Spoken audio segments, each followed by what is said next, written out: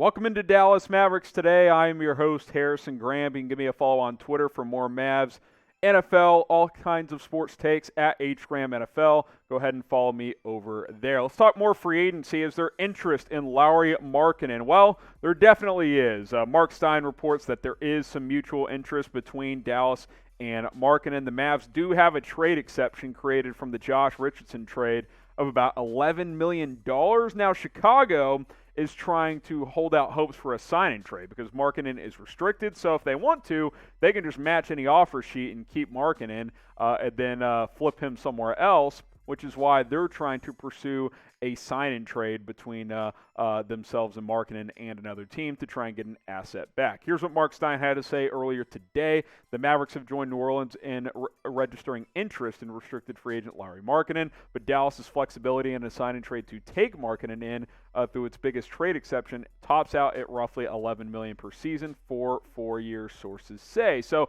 basically what he's saying there is, yeah, they can absorb him with that trade exception, but there's been reports that Markkanen could fetch about $15 million per year, which is obviously more than the $11 million per year.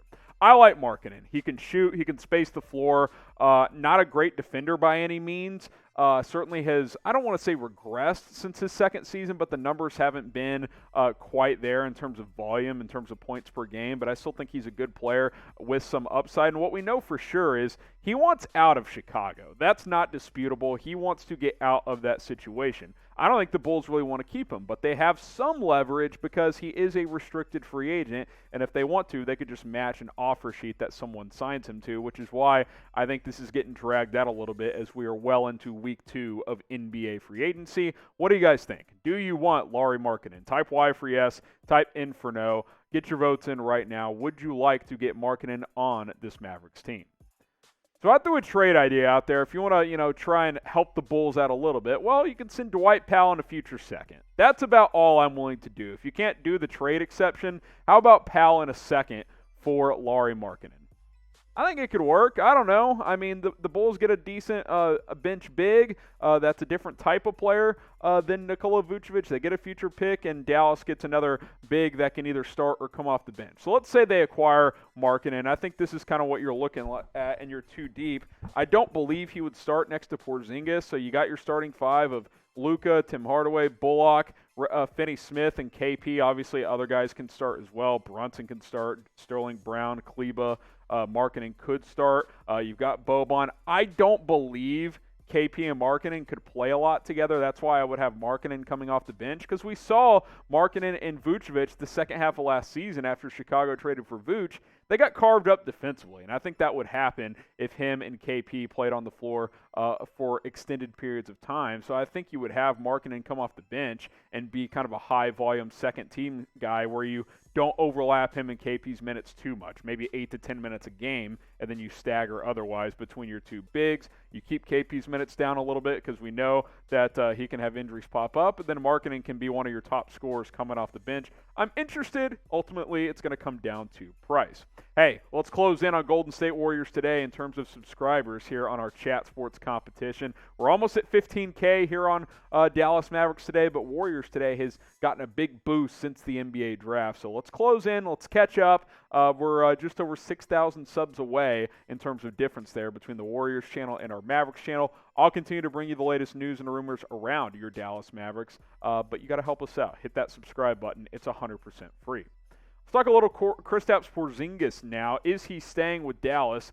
I think so at this point. I think it's pretty likely that he will remain a Maverick, at least to start this year. The Mavs brass is set to fly to Latvia from Slovenia, where they just presented Luka Doncic with the supermax contract. I don't think the full brass is going, but I think Jason Kidd, Nico Harrison, a couple other guys will head over to Latvia and talk about Porzingis' future and his fit with this team moving forward.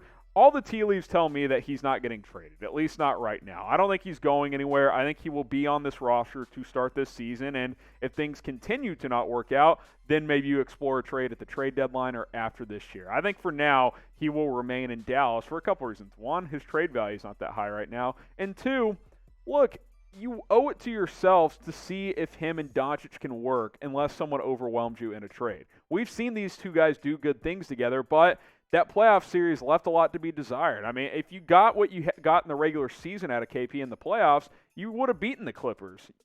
20-9 from KP in that 7-gamer would have won that series, but 13-6, that's not going to get it done. He was a big reason why they lost that series because he wasn't Luka's sidekick. That was Tim Hardaway Jr. KP was kind of an afterthought in that series, and he's got to be a lot better more consistently for this Dallas team, and obviously they need him to stay healthy as well, which has been a major, major problem in the past. So I think for now he will stay with Dallas. I think Jason Kidd has a chance to get the best out of him, but you need both these parties to work together to try and make this happen. Do you still believe in Porzingis? Type B for believe, type D for don't. There's still a lot of talent in there, and it hasn't been that long ago where we've seen high-level basketball. I believe he can still be really good. Am I going to predict that it's going to happen? That's a different story. I got to see it before it happens. But B for believe, D for don't. Let me know what you guys think down below.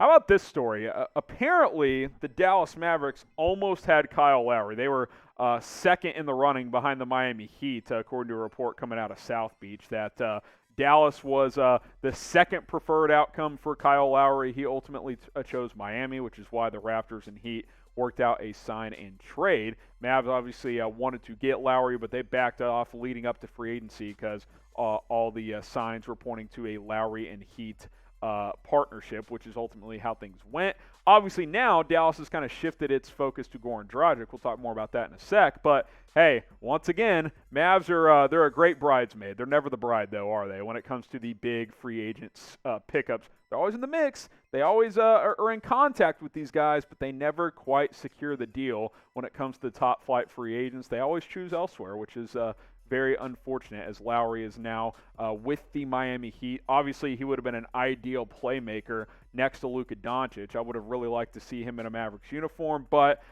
he is gone. He is in Miami. I found it interesting that the Mavs were the second team in the mix, but ultimately could not get the deal done. So now the focus has been on Goran Dragic, who does not want to play with Toronto. He was a part of that sign-in trade, and Toronto's obviously got a lot of young players that they're going to play they're not doing a full rebuild, but Dragic doesn't really fit the timeline of what the Raptors are doing right now, and I think it's pretty obvious that he wants to play with Luka in Dallas. So will that happen? We'll see. He's under contract with the Raptors, and they're not just going to buy him out or trade him for nothing. You're going to have to figure out a way to get him if you want him, and you have to factor in that he's set to make $19.7 million this year. That's quite a bit for a guy who's 35 years old.